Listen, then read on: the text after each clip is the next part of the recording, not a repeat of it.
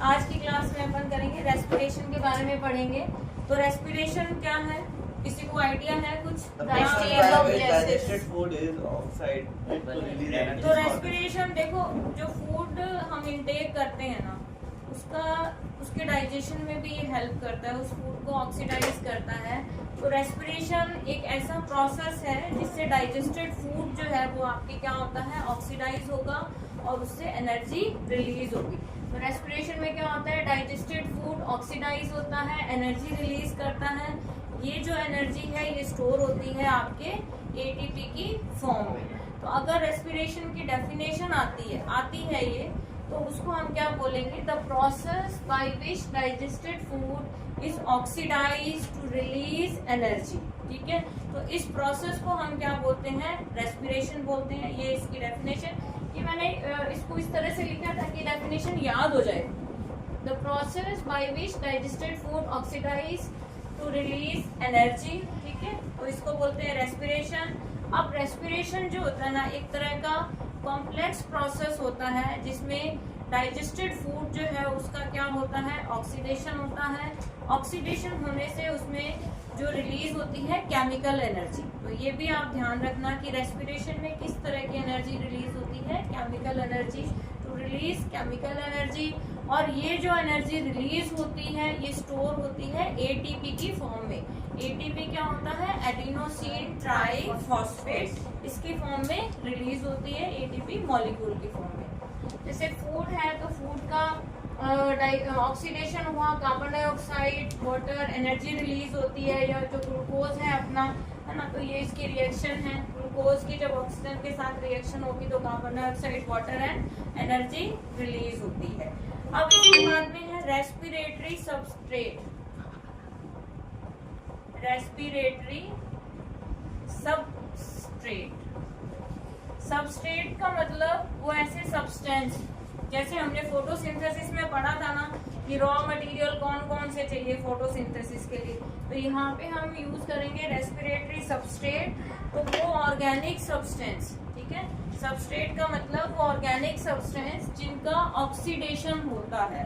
तो the organic substance undergoing oxidation, oxidative breakdown, जिसका oxidative breakdown होगा ड्यूरिंग रेस्पिरेशन, रेस्पिरेशन के प्रोसेस में, तो उसको हम क्या बोलेंगे, रेस्पिरेटरी सबस्ट्रेट।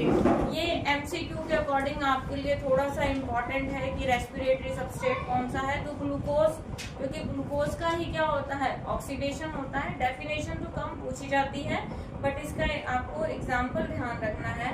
तो organic substance undergoing oxidative breakdown during respiration are called respiratory substrate। तो रेस्पिरेटरी सबस्ट्रेट का एग्जांपल है ग्लूकोज। ओके, ये सिंपल जो जनरल आपको आइडिया दिया। अब है टाइप ऑफ रेस्पिरेशन, कि रेस्पिरेशन कितनी तरह का होता है, आप लोगों ने पढ़ा हुआ है पहले, एरोबिक एंड एनारोबिक। इसका क्लासिफिकेशन करेंगे पहले अभी।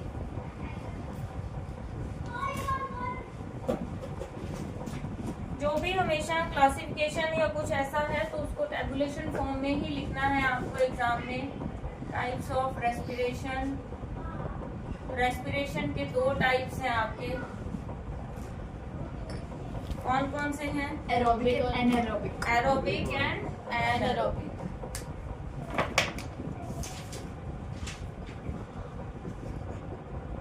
Aerobic, anaerobic, anaerobic respiration. तो ये जो एनारोबिक रेस्पिरेशन है, फर्दर इसके फिर टाइप्स हैं आपके।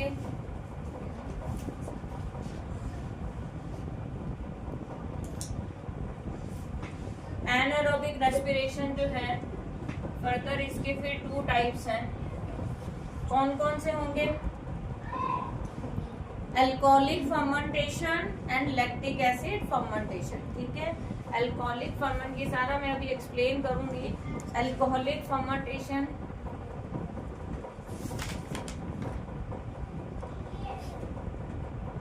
एंड सेकंड है आपके lactic acid fermentation.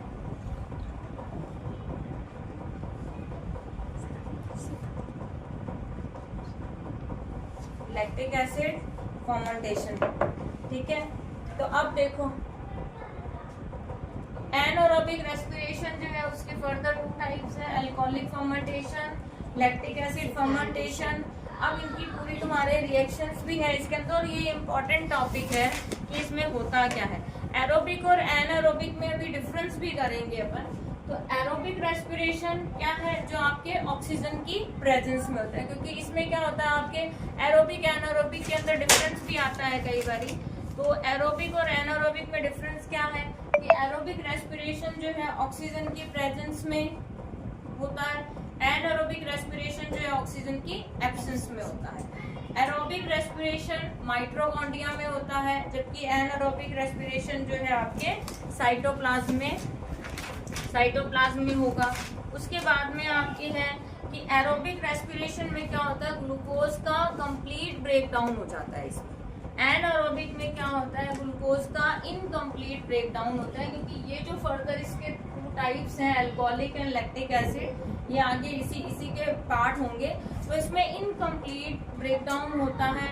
Aerobic respiration का जो एंड प्रोडक्ट है वो है कार्बन डाइऑक्साइड एंड वाटर, और इसमें जो एनारोबिक रेस्पिरेशन है इसका जो एंड प्रोडक्ट है अल्कोहल एंड लैक्टिक एसिड ये बनता है। अल्कोहल आपके लिए थोड़ी सी टर्म नई हो सकती है, लेकिन अभी समझ में आ जाएगा, आगे केमिस्ट्री में भी है आपके ये, ठीक है। और सबसे मोस्ट इम्पॉर्टेंट, एरोबिक रेस्पिरेशन में जो एनर्जी का प्रोडक्शन होता है, अमाउंट ऑफ एनर्जी जो रिलीज होती है वो ज्यादा अमाउंट में होती है, ऑलमोस्ट 38 ATP इसमें रिलीज होते हैं। और जो आपके एनारोबिक रेस्पिरेशन है इसके अंदर इनकम्प्लीट ब्रेकडाउन होता है, तो इसमें लेस अमाउंट में 2 ATP इसके अंदर जनरेट होते हैं।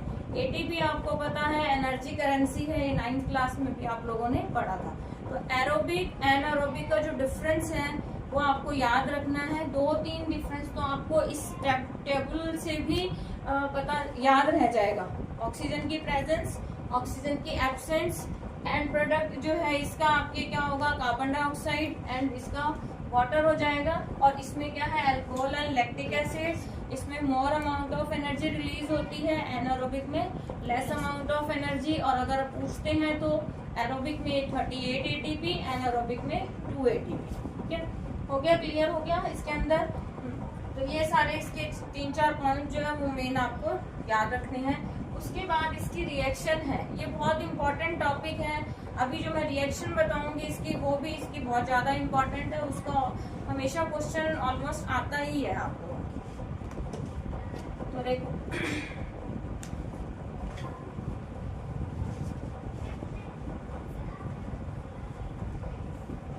एज इट इज, इसको जैसे मैं बता रही हूँ वैसे ही आप याद रख लेना।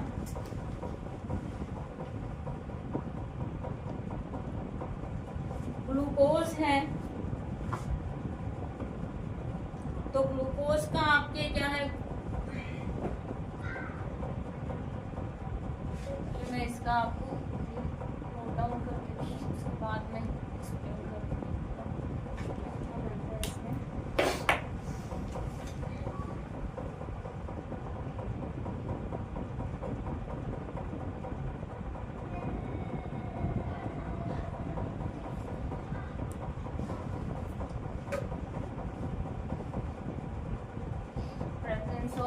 तीन कंडीशन है, इसको याद करने का ये सही तरीका है कि एब्सेंस में है, लैक ऑफ ऑक्सीजन है और प्रेजेंस में है।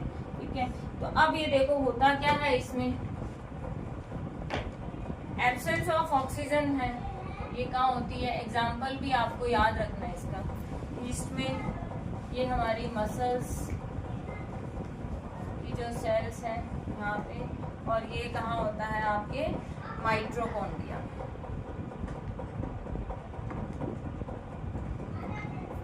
याद रखना इसको स्टेप बाय स्टेप।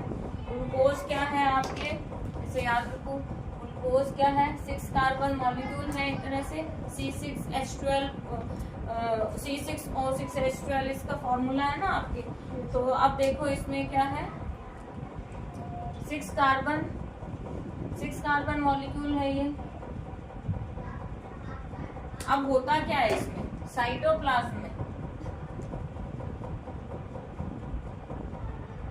साइटोप्लाज्म आप लोगों को पता है, सेल के अंदर आपने 9th क्लास में सेल स्ट्रक्चर जब पढ़ी थी तो उसमें बताया था। तो साइटोप्लाज्म में जो ग्लूकोज है, जो एक 6 कार्बन मॉलिक्यूल है, इसका ब्रेकडाउन होगा 3 carbon molecule. 3 carbon molecule plus इसमें क्या होता है आपके एनर्जी रिलीज होती है। हो गया, इतना क्लियर है आप लोगों को। उसके बाद क्या होता है कि ये जो ग्लूकोज है साइटोप्लाज्म में 6 कार्बन मॉलिक्यूल ये चेंज होता है पाइरुवेट। पाइरुवेट आपको नाम ही याद रखना है और ये ध्यान रखना है कि 3 कार्बन मॉलिक्यूल है, एनर्जी रिलीज होती है। फिर आती है 3 कंडीशन हमारे पास आगे कि जो आगे रेस्पिरेशन है, एब्सेंस ऑफ ऑक्सीजन है या लैक ऑफ ऑक्सीजन है या आपके प्रेजेंस ऑफ ऑक्सीजन है, इसमें है। तो अब होगा क्या, जब आपके absence of oxygen yeast cell जो होती है उसमें होता है तो ये किसमें कन्वर्ट होता है, ग्लूकोज जो है इथेनॉल प्लस इसमें carbon dioxide plus water release होगा। और इथेनॉल जो है ये क्या है आपके 2 कार्बन मॉलिक्यूल है। इसको बहुत अच्छे से समझ लेना, ये बहुत इंपॉर्टेंट क्वेश्चन है। फिर आता है मसल सेल्स में, तो ऑक्सीजन की कमी में, ये तो है बिल्कुल एब्सेंस में, ये ऑक्सीजन है ही नहीं, एब्सेंस में है, ये है ऑक्सीजन की कमी में। मसल सेल्स जो होती है तो इसमें क्या बनता है आपके लैक्टिक एसिड फॉर्मेशन होती है प्लस एनर्जी रिलीज होती है और ये है 3 कार्बन मॉलिक्यूल। उसके बाद प्रेजेंस ऑफ ऑक्सीजन है माइटोकॉन्ड्रिया में। तो माइटोकॉन्ड्रिया में क्या होता है आपके ये कार्बन डाइऑक्साइड कंप्लीट ब्रेकडाउन, जो हमने पढ़ा ही था, अभी बताया था ना एरोबिक और एनारोबिक में होता है क्या है, कंप्लीट ब्रेकडाउन होता है, कार्बन डाइऑक्साइड वाटर प्लस आपके एनर्जी रिलीज होती है। ठीक है, ये हो गया। तो अब देखो ग्लूकोज 6 कार्बन मॉलिक्यूल साइटोप्लाज्म में 3 कार्बन मॉलिक्यूल पाइरुवेट में चेंज होता है। फिर आगे हमारे पास 3 कंडीशन है। ईस्ट की जो सेल है उसमें क्या होता है ऑक्सीजन की एब्सेंस में, कि मतलब बिल्कुल ऑक्सीजन है ही नहीं, तो ये जो आपके पाइरुवेट है फिर ये चेंज हो जाएगा ethanol, carbon dioxide and water. इनकी ग्लूकोज जो है वो आगे जाके किसमें चेंज हो रही है, एंड प्रोडक्ट किसमें चेंज हो रहा है, ethanol, carbon dioxide and water. इसमें मसल सेल्स कई बार क्या होता है जो हमें लैक्टिक एसिड फॉर्मेशन होती है और एनर्जी रिलीज होती है। तो इस पे क्वेश्चन आता है आप लोगों के कि जब अपने कोई एक्सरसाइज करते हैं या रनिंग वगैरह करते हैं तो एकदम से क्या होता है पैर में क्रैम्प आ जाता है ना, ट्विस्ट हो जाता है वो, तो वो किस कारण से होता है, तो वो लैक्टिक एसिड फॉर्मेशन के कारण होता है। बाद में वो थोड़े टाइम बाद सही हो जाता है, लेकिन ऐसा होता क्यों है, तो जब रनिंग या कुछ एक्सरसाइज करते हैं तो क्या होता है ऑक्सीजन की ज़्यादा रिक्वायरमेंट होती है, एनर्जी की ज़्यादा रिक्वायरमेंट होती है। तो जब ज़्यादा रिक्वायरमेंट होती है तो उस टाइम पे होता क्या है आपकी ऑक्सीजन जो है सेल्स तक कम्प्लीटली मतलब पूरी उसमें नहीं पहुंच पाती है, तो क्या होता है ऑक्सीजन का इनकम्प्लीट ब्रेकडाउन हो जाता है, उसमें एनारोबिक रेस्पिरेशन होता है। इनकम्प्लीट ब्रेकडाउन होने से वो क्या होता है लैक्टिक एसिड में चेंज हो जाता है। तो ये जो लैक्टिक एसिड है तो इसके कारण क्या होता है आपके क्रैम्प आ जाता है। तो ये कई बार क्वेश्चन आता है pain in leg muscle while running या ड्यूरिंग एक्सरसाइज के टाइम पे क्रैम्प जो है वो क्यों होता है, तो ये इसी कारण से। तो थोड़े टाइम रेस्ट के बाद में ये अपने आप ठीक हो जाता है। तो इसका क्वेश्चन आपके आता है इसका। तो ये जो आपकी ग्लूकोज वाला का जो ब्रेकडाउन मैंने आपको बताया है इसमें से 3 क्वेश्चन MCQ के हैं कि एक तो ये आपके जो एरोबिक रेस्पिरेशन है ये कहाँ पे होता है, तो ये माइटोकॉन्ड्रिया में होता है। एनारोबिक रेस्पिरेशन की साइट क्या है, ईस्ट सेल और मसल मतलब ये साइटोप्लाज्म में होगा। दूसरा इसके एग्जांपल कि ईस्ट सेल जो है उसमें आपके जो रेस्पिरेशन होता है उसमें क्या बन रहा है, और मसल सेल्स में जो रेस्पिरेशन है लैक ऑफ ऑक्सीजन, तो उसमें क्या प्रोडक्ट बन रहा है ये आ जाएगा। और पूरी इक्वेशन जो है रेस्पिरेशन की ये तो आपके आती है। फिर इससे जो लैक्टिक एसिड वाले से रिलेटेड क्वेश्चन है कि लेग मसल्स जो होती है उसके अंदर पेन क्यों होता है रनिंग के टाइम पे या हैवी एक्सरसाइज के टाइम पे, तो एक्सरसाइज होगी उस टाइम पे भी यही होता है, क्रैम्प इसलिए आता है कि ऑक्सीजन का कंप्लीट ब्रेकडाउन नहीं हो पाता, उसके अंदर एनर्जी की डिमांड ज़्यादा होती है और पूरा कंप्लीट ब्रेकडाउन होता नहीं है, तो वो एक्यूमुलेट हो जाता है।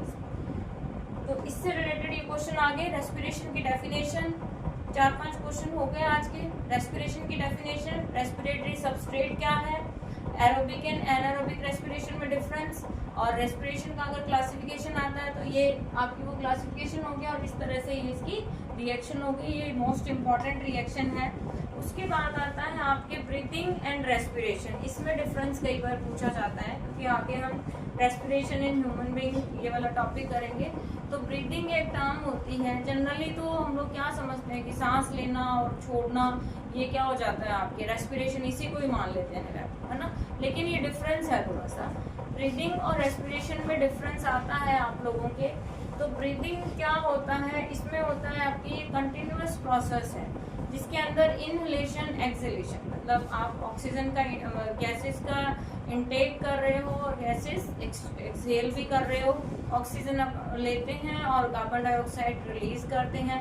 रेस्पिरेशन जो है वो प्रोसेस है, उसमें क्या होता है फूड का ब्रेक डाउन होता है आपके, और सेल्स जो है उसमें मतलब आपकी एनर्जी जो है वो रिलीज होती है। इसको हम क्या बोलते हैं, रेस्पिरेशन। तो एक तो ये इसमें डिफरेंस हो गया। दूसरा ब्रीथिंग जो है ये फिजिकल प्रोसेस है और रेस्पिरेशन एक तरह का क्या है, बायोकेमिकल प्रोसेस है। मैंने आपको बताया था उसमें एनर्जी रिलीज हो रही है केमिकल फॉर्म में, एटीपी की फॉर्म में रिलीज हो रही है। ब्रीथिंग रेस्पिरेशन का एक पार्ट है, उसमें कंफ्यूज मत होना। Breathing is a part of respiration, और जो आपकी रेस्पिरेशन है इसके अंदर क्या होता है, ये इन्वॉल्व करता है रिलीज ऑफ एनर्जी। तो ये इसके मेन 3 डिफरेंस हैं, ये आप लोगों को याद रखने हैं। ब्रीथिंग और आपकी रेस्पिरेशन में डिफरेंस कई बार पूछा जाता है। तो ये जी, तो ये हो गया यहाँ पे एक टॉपिक आपका कंप्लीट। अब ह्यूमन बीइंग में जो रेस्पिरेशन है उसका आज पूरा नहीं करेंगे, सिर्फ आज मैं थोड़ा सा एक इंट्रोडक्शन दूंगी आप लोगों को।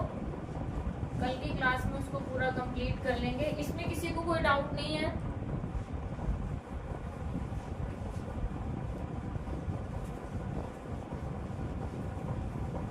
तो पहले मैं इसका pathway, respiration in human being, respiration in human being, तो इसका जो पाथवे है एयर पासेस का, ये तो हमें पता ही है। सांस लेते हैं अपन, नाक से जो है एयर एंटर करती है नेजल कैविटी से, नेजल कैविटी से इंटरनल नॉस्ट्रिल में जाती है। इसके बाद वाले जो पार्ट है वो नेम आपके लिए थोड़ा सा नए हैं, जैसे फेरिंग्स है, लैरिंग्स है, trachea, lungs, bronchi, bronchioles, alveoli, ये सारे इसके अंदर इंक्लूड होते हैं। तो इसका पाथवे कैसे है पहले तो मैं ये बताती हूँ आपको। एक्सटर्नल नोस्ट्रिल, बताओ अगर तुम लोगों को पता हो तो बताओ। नेजल कैविटी, नेजल कैविटी, फिर वहां से जाएगा इंटरनल नॉस्ट्रिल्स, इंटरनल, फिर लैरिंग्स, फेरिंक्स, फिर आपके फेरिंग्स, फिर लैरिंक्स, फेरिंग्स, फिर ट्रैकिया, लैरिंक्स, लैरिंग्स। के बाद लैरिंग्स को हम क्या बोलते हैं, वॉइस बॉक्स भी बोल सकते हैं इसको। इन सारों के बारे में बताऊंगी आप लोगों को, इनमें किसके क्या फंक्शन है, क्योंकि इसके जो पार्ट्स हैं उस पे आपके क्वेश्चंस आते हैं। फिर उसके बाद इसके बाद आपके जाएगा लैरिंग्स के बाद में क्या होगा, ट्रैकिया। ट्रैकिया जो है इसको विंड पाइप भी बोलते हैं, ट्रैकिया को विंड पाइप बोलते हैं अपन। ट्रैकिया से फिर ब्रोंकाई, ब्रोंकाई लंग्स के अंदर होती है, पहले लंग्स आएंगे, लंग्स में फिर लंग्स से आगे फिर होती है ब्रोंकाई, फिर ब्रोंकाई आगे डिवाइड हो जाती है ब्रोंकियोल्स। मैंने थोड़ा सा इसको गया है, हाँ चलो कोई बात नहीं, थोड़ा एरो का आप लोग ध्यान रखना। ब्रोंकाई से फिर कहाँ जाएगा बताओ, एल्वियोलाई। एल्वियोलाई, एल्वियोलाई जो होती है यहाँ पे क्या होता है आपके exchange of gases, exchange of gases. Alveoli से फिर आपकी गैसेस एक्सचेंज होती है, वो कहाँ जाएगी, ब्लड, ब्लड से फिर आपके सेल्स। वैसे मुझे इस तरह की सीक्वेंस से बनाना था लेकिन चलो मैंने बना दिया। एरो का ध्यान रखना है। तो external nostrils, nasal cavity, internal nostril, pharynx, larynx, trachea, lungs, bronchi, bronchioles, alveoli, blood cell, ये पूरे इसमें इन्वॉल्व होंगे। मतलब ये पूरा एयर पासेस का पाथ है कि कैसे कैसे एयर यहाँ से पास हो रही है इनमें से। तो पहले इसका डायग्राम आप लोग देख लो।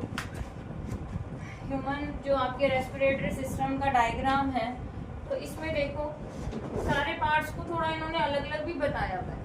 तो ये आपके नेजल कैविटी, नोस्ट्रिल, ठीक है, नोस्ट्रिल जो ओपनिंग है हमारी। नोस्ट्रिल के बाद में जो पार्ट आ रहा है वो है आपके फेरिंग्स। फेरिंग्स के बाद आता है लैरिंग्स, जिसको वॉइस बॉक्स बोलते हैं। तो यहाँ इस तरह से नेक के पास अपन देखते हैं, तो यहाँ पे थोड़ा सा बाहर की साइड में लगता है, मेल्स में लगता है ये इस तरह से। हाँ, तो ये लैरिंग्स हो गया।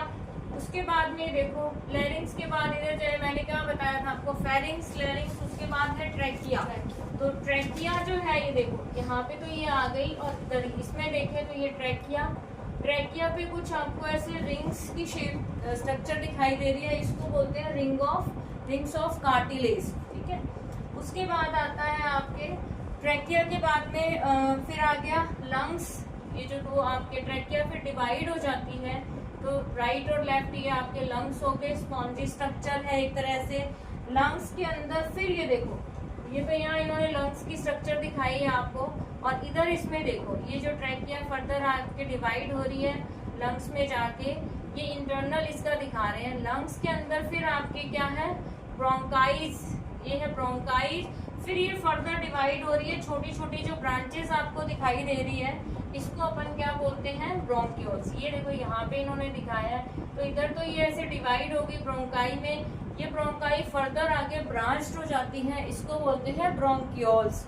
और ये ब्रोंक्यूल्स जो है ना, यहाँ पे इनके एंड पे क्या होता है, इस तरह से ये जो आपको देखो स्ट्रक्चर दिखाई दे रही है, ये जो एक बंच दिखाई दे रहा है आपको, तो ये है आपके एल्वेओलाई। ये एल्वेओलाई होती है, यहाँ पे गैसेस का एक्सचेंज होता है। इसमें भी आपके क्या होता है, रिचली ब्लड वेसल्स होती हैं, तो उनके थ्रू ही आपके क्या होता है, कैपिलरी नेटवर्क होता है इसमें, तो उनके थ्रू ही आपके गैसेस का एक्सचेंज होता है। एल्वेओलाई से फिर गैसेस एक्सचेंज होगा, ब्लड से फिर ईच सेल। तो इस तरह से पूरा ये मैकेनिज्म चलता है। तो अभी पार्ट्स के बारे में बताऊंगी पहले मैं, कि पार्ट्स में किसका क्या फंक्शन है, उसके बाद में फिर हम क्या करेंगे, इसका जो मैकेनिज्म है गैसेस एक्सचेंज का वो पढ़ेंगे। इधर जो इसमें बताया है, ये जो पूरा इनहेलेशन एक्सहेलेशन का जो प्रोसेस है उसमें बताया है। एक मैंने डायफ्राम का भी पहले वर्ड यूज किया था, डायफ्राम आप लोगों को शायद बताया था मैंने। तो ये देखो, ये जो आपके ये चेस्ट के, ये आपके लंग्स है, लंग्स के नीचे ये जो फ्लैप दिख रहा है ना आपको, मस्कुलर फ्लैप का स्ट्रक्चर, यहाँ पे भी हम इसको बोलते हैं डायफ्राम। और लंग्स जो है ये प्रोटेक्टेड होते हैं एक बोनी केज में, जिसको बोलते हैं रिब्स। तो ये यहाँ पे रिब केज बनी हुई होती है, लंग्स इसमें प्रोटेक्ट रहते हैं। तो वो क्या क्लियर है आप लोगों को, स्ट्रक्चर इसकी क्लियर है।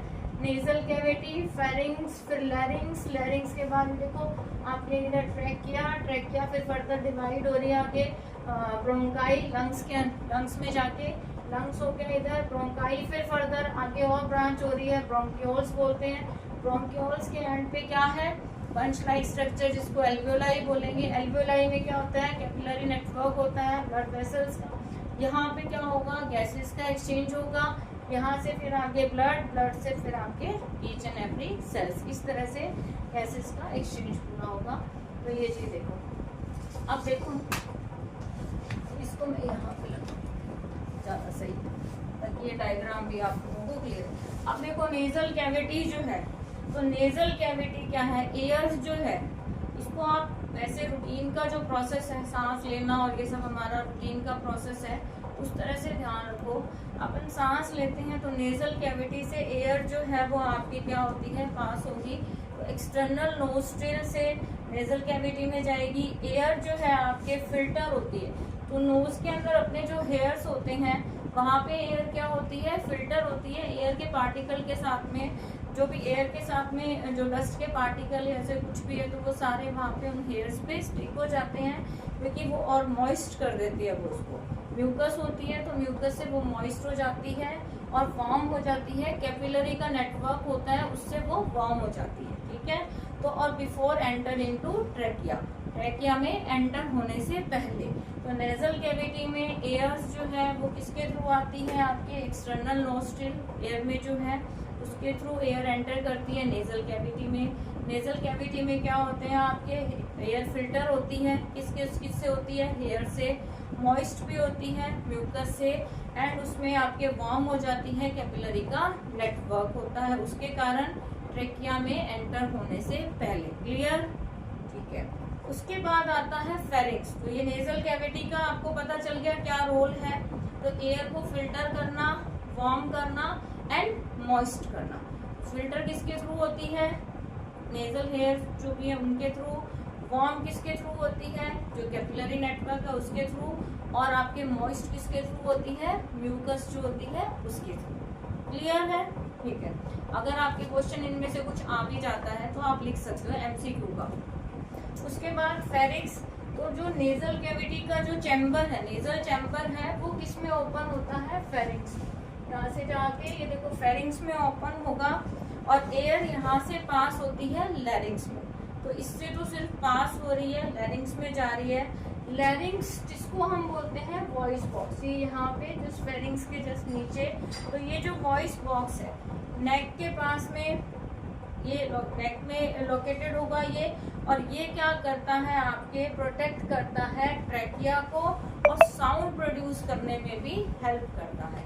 तो लैरिंग्स का क्या काम हो गया, ट्रैकिया को प्रोटेक्ट करना और उसको साउंड को प्रोड्यूस करने में हेल्प करना, ये इसका रोल है, ये हम कह सकते हैं, क्योंकि इसको वॉइस बॉक्स भी बोलते हैं। फिर आता है ग्लोटिस। जो इस ग्लोटिस जो है यहाँ पे नहीं है डायग्राम में आपके, लेकिन इसका फंक्शन आता है आपके ग्लोटिस एंड एपिग्लोटिस। तो ग्लोटिस क्या होता है, एक नैरो स्लिट लाइक ओपनिंग होती है, वो क्या करती है, जिसके थ्रू ट्रेकिया में एयर एंटर करती है, ठीक है। तो ग्लोटिस क्या है, स्लिट लाइक ओपनिंग, इसके थ्रू एयर जो है वो एंटर करती है ट्रेकिया में। उसके बाद एक वर्ड आता है एपिग्लोटिस। तो एपिग्लोटिस क्या है, इसका बहुत बार फंक्शन आता है। तो ये ग्लोटिस को गार्ड करता है एक तरह से। जब अपन फूड सॉलो करते हैं, यानी जब हम खाना खाते हैं, तो ये क्या करता है, मतलब फूड को जो हमारी ट्रैकिया है, वेंट पाइप है, उसमें जाने से रोकता है उसको, ठीक है। तो इसीलिए अपन कई बार बोलते हैं ना कि खाना खाते टाइम ज्यादा बोलना नहीं चाहिए हमें, या कई बार ऐसा होता है कि खाना खाते टाइम हमें अचानक से थोड़ा सा खांसी या इस तरह से कुछ कफिंग वगैरह होती है, तो कई बार फूड जो होता है हमारा वो आपके ट्रैकिया में चला जाता है, इस कारण से भी हो सकता है। तो रोल ऑफ एपिग्लोटिस बहुत बार पूछा जाता है। एपिग्लोटिस का फंक्शन है कि ग्लोटिस को गार्ड करता है during the swallowing of food, जब हम खाना खाते हैं, and does not allow the food particle into trachea, trachea में उसको एंटर होने से रोकते हैं इस तरह से, ठीक है। हो गया, क्लियर हो गया आपको। तो ग्लोटिस एंड एपिग्लोटिस, इन दोनों का आपको ध्यान रखना है क्या रोल है। उसके बाद ट्रैकिया, जो ये विंड पाइप है, तो ये क्या करती है, अब देखो ट्रैकिया क्या कर रही है, लंग्स को कनेक्ट करती है ये फेरिंग्स टू लंग्स। फेरिंग्स को क्या करती है, फेरिंग्स है, फेरिंग्स को ये ट्रैकिया क्या कर रही है, लंग्स से क्या कर रही है, कनेक्ट कर रही है। क्यों, क्योंकि ये जो नोस्ट्रिल से एंटर हुई फेरिंग्स से फिर लैरिंग्स इधर आई, एयर इसमें आ रही है, तो इसका क्या काम है, कनेक्ट करना, फेरिंग्स टू लंग्स, इनको कनेक्ट करती है। दूसरा, इस पे शी शेप कार्टिलेज की रिंग्स होती हैं, तो ये रिंग्स, इसका फंक्शन पूछा जाता है। तो ये जो रिंग्स हैं ये क्या करती है, ये जब बहुत ज़्यादा सफिशिएंट एयर नहीं होती है तो ये उसको विंड पाइप को कोलैप्स होने से बचाती है। कई बार क्या होता है, आपस में ऐसे कोलैप्स हो जाती है, पिचक जाती है ऐसे पाइप, तो ये उसको कोलैप्स होने से बचाती है। ये रिंग्स होती है ना, उसके कारण वो आपके कोलैप्स नहीं हो पाती ट्रैकिया जो है, जब सफिशिएंट एयर नहीं होती तो।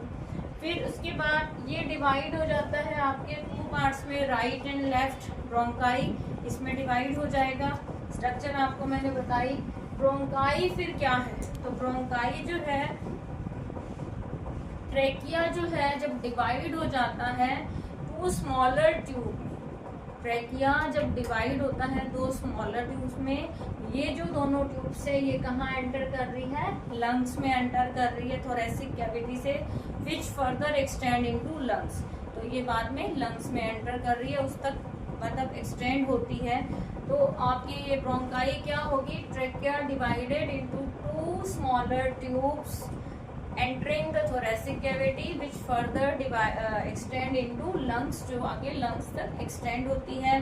फिर आता है ब्रोंकियोल। तो ब्रोंकाई जब है लंग्स के अंदर, फिर आगे ब्रांच्ड हो जाती है स्मॉलर ट्यूब्स के अंदर, तो इनको हम बोलते हैं ब्रोंकियोल्स। ठीक है, ब्रोंकियोल्स। उसके बाद आता है एल्वियोलर सैक। ये देखो, ये ब्रोंकियोल्स हो गया, इधर ये एल्वियोलर सैक जो है, तो ये क्या होता है, जो ईच ब्रोंकियोल्स, जो पूरी ब्रोंकियोल्स हैं, छोटी छोटी जो ब्रांचेस हैं, ये क्या होती है आपके ओपन होती है, बहुत सारी thin wall balloon like structure हम बोल सकते हैं इसको, इसके अंदर, तो इनको हम बोलते हैं एल्वियोलाई। जैसे आपके याद रखना, जैसे हमने डाइजेशन प्रोसेस में विली पढ़ा था कि उसका क्या रोल है, उसी तरह से आपके रेस्पिरेशन वाले टॉपिक में एल्वियोलाई की बहुत ज़्यादा इम्पोर्टेंस है।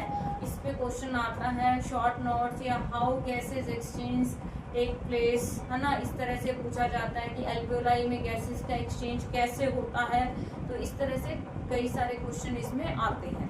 तो एल्वियोलर सैक क्या है कि each bronchioles open into small but thin wall balloon like structure, जिनको हम बोलते हैं एल्वियोलाई या एल्वियोलर सैक, कुछ भी बोल सकते हैं। तो ये जो सैक जो है या बलून लाइक स्ट्रक्चर है, इसमें क्या होती है, बहुत थिन वॉल की होती है, और इसमें आपके क्या होता है, ब्लड कैपिलरीज का रिच नेटवर्क होता है। तो ये जो ब्लड कैपिलरीज है, मतलब ये देखो आपको दिखाई दे रहा है ना, पूरा ये इस तरह से नेट दिखाई दे रहा है यहाँ पे, तो ये क्या है, ब्लड कैपिलरीज का नेटवर्क है। तो यहाँ पे जो है गैसेस का एक्सचेंज होगा इनके थ्रू। तो एल्वियोलाई में गैसेस का एक्सचेंज होता है। ठीक है, ये एमसीक्यू का एक क्वेश्चन है आपके, ये ध्यान रखना। तो ये जैसे विलाई वहाँ पे देती थी फूड सरफेस एब्जॉर्प्शन के लिए लार्ज सरफेस एरिया प्रोवाइड करती है, तो वैसे एल्वियोलाई जो है वो क्या करती है, गैसेस एक्सचेंज के लिए लार्ज सरफेस एरिया प्रोवाइड करती है ये आपके। तो ह्यूमन में जो आपके जो पूरा मतलब एल्वियोलर सरफेस जो है, जब आपके स्प्रेड करें तो 80 मीटर स्क्वायर का एरिया मतलब ये कवर कर सकती है, ये ध्यान रखना। तो ये चीज होगी। उसके बाद आता है लंग्स। तो लंग्स के अभी मैं पार्ट्स के बारे में ही बता रही हूँ, सिर्फ फिर कैसे प्रोसेस होगा वो कल की क्लास में करेंगे। आज सिर्फ हम जो ये पार्ट्स इसमें इन्वॉल्व है उनके बारे में ही बताऊंगी मैं, सिर्फ उनकी स्ट्रक्चर का। तो जो आपके लंग्स हैं, तो लंग्स जो है ये प्राइमरी ऑर्गन है रेस्पिरेशन के। आपके टू साइड हार्ट की जो दोनों साइड है वहाँ पे आपके होंगे, लोकेटेड होते हैं। स्पॉन्जी है, इलास्टिक बैग लाइक स्ट्रक्चर हो गया एक तरह से हम कह सकते हैं, जिसके अंदर क्या होती है, ब्रोंकाई, ब्रोंकियोल, एल्वियोलाई, ये सारी चीजें इसमें प्रेजेंट होती है। तो इसका तो कोई ऐसे, और यहाँ पे क्या होता है कि ये ट्रांसफर करती है ऑक्सीजन जो है एटमॉस्फेयर से ब्लड में एंड रिलीज होती है कार्बन डाइऑक्साइड ब्लड से एटमॉस्फेयर में। तो ये आपके, और ये एनक्लोज होते हैं दो मेम्ब्रेन से, तो उस मेम्ब्रेन को हम बोलते हैं प्लूरा। ये ध्यान रखना कि लंग्स जो हैं वो टू मेम्ब्रेन से एनक्लोज होते हैं, उस मेम्ब्रेन को हम क्या बोलते हैं, प्लूरा बोलते हैं, PLEURA, प्लूरा। लंग्स जिन मेम्ब्रेन में एनक्लोज होते हैं। तो ये एक MCQ का क्वेश्चन हो सकता है आपके। उसके बाद आता है डायफ्राम। तो डायफ्राम जो है इस पे बहुत बार क्वेश्चन आ रहा है, हर साल ही क्वेश्चन ऑलमोस्ट आता ही है। तो डायफ्राम एक मस्कुलर पार्टीशन है आपके थोरेसिक एंड एब्डोमिनल कैविटी के, और ये चेस्ट कैविटी का बेस बनाता है एक तरह से। ठीक है, और जब हम इनहेलेशन के टाइम पे ये फ्लैट हो जाता है। कई बार एक क्वेश्चन इसमें जो आ रहा है वो इस तरह से आता है, ड्यूरिंग रेस्पिरेशन या इनहेलेशन या एक्सहेलेशन डायफ्राम जो है उसकी शेप में, ऐसे तो ये दिखने में आपको डोम शेप दिख रहा है, लेकिन जब इनहेलेशन का प्रोसेस होता है तो ये फ्लैटन हो जाता है, तो चेस्ट कैविटी का साइज इंक्रीज हो जाता है और एयर जो है वो अंदर आ जाती है लंग्स में, और एक्सहेलेशन में क्या होता है, ये रिलैक्स हो जाता है। तो ये चीज ध्यान रखें। तो ये इसका है। अब नेक्स्ट जो हमारा टॉपिक है वो है mechanism of gaseous exchange. Breathing इन क्या है, ब्रीथिंग आउट क्या है, ये सारा हम कल की क्लास में पढ़ेंगे। आज की क्लास में जितना मैंने किया है इसमें अगर किसी को कोई डाउट है तो आप पूछ सकते हो। जो भी टॉपिक है, मेन जो इसमें क्वेश्चन आ सकता है वो मैंने आपको बता दिया कि लैरिंक्स, ट्रैकिया कार्टिलेज की रिंग जो है उसका क्या फंक्शन है, उसके बाद एल्वियोलाई क्या है, एमसीक्यू के क्वेश्चन में गैसेस का एक्सचेंज कहाँ पे होता है, और जो आपके ये ब्लड वेसल्स हैं इनका क्या रोल है इसमें, ब्रोंकियोल्स, तो ये सारी चीजें कवर कर दी। और जो फर्स्ट मैंने आपको रेस्पिरेशन के टाइप बताए थे, एरोबिक, एनारोबिक, उसमें डिफरेंस, और वो जो रिएक्शंस मैंने तीनों बताई थी आप लोगों को, absence, presence and lack of oxygen, ये सारी चीजें, तो ये सारा इम्पोर्टेंट टॉपिक है। कल अपन गैसेज एक्सचेंज, ब्रीदिंग इन और ये रेस्पिरेशन का टॉपिक मैं कंप्लीट कर दूंगी कल, और फिर इससे रिलेटेड क्वेश्चंस जो है वो डिस्कस करेंगे। Thank you.